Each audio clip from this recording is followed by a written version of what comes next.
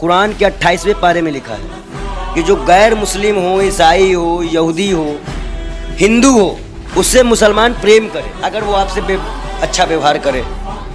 क्या फिलिस्तीनियों की यही आयत मानना गलती हो गई थी क्या? इजराइलियों, उसने तो कुरान को फॉलो किया। अच्छा, जगह दी।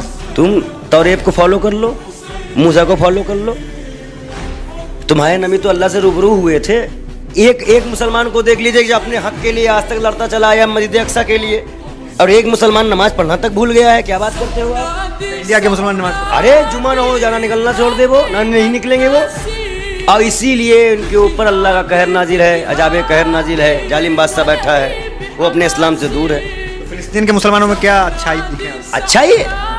क्या अच्छाई नहीं है? वहाँ के बच्चे भी शेर हैं, लड़ जाते हैं अपनी जमीन के लिए। यहाँ के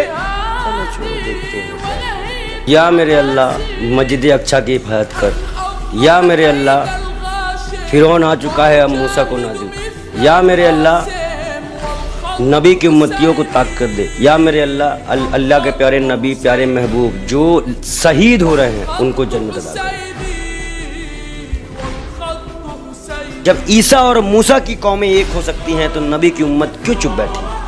सवाल है मेरा कि शायद 72 वाला एक बार फिर मुसलमानों को किस्सा पढ़ना चाहिए। भूल चुके हैं करबला का मैदान, वो भूल चुके हैं करबला का मैदान। हम मूसा के कामों को दरकिरार नहीं कर रहे हैं, हम किसी नबी को काम को दरकिरार नहीं कर रहे हैं, लेकिन अल्लाह ने महबूब किसे कहा? अल्लाह ने प्यारा महबूब किसे कहा? नबी प्यारा नबी किसे कहा? जब अल्लाह ने ही मान लिया, किसे कहा? बताइए, आप खुद बताइए ना, मैं आपसे पूछ रहा हूँ, किसे कहा? मोहम्मद साहब, बस आपको दर्द क्यों है? डर तो हर इंसान को होता है, पत्थर तक का तो कोई इंसान है नहीं। अब यहाँ के मुसलमानों को नहीं होता होगा, और लोगों को नहीं होता होगा, हमें तो होता है। उन बच्चों को क्या कसूर था जिनको मारा गया? उन बच्चों, उन बेकसूरों को क्या कसूर था जिनको इजराइल ने मारा? अब अगर आज इजराइल के 10, 5, 25, 30, 40 लोग मरते हैं तो वो आतंकवाद कहलाएगा? आज फिलिस्तीन को पूरा विश्व ने आतंकवादी कहना शुरू क्यों है? भावुक क्यों हो रहे हैं? क्यों आपको मौत में भावुक नहीं हुआ?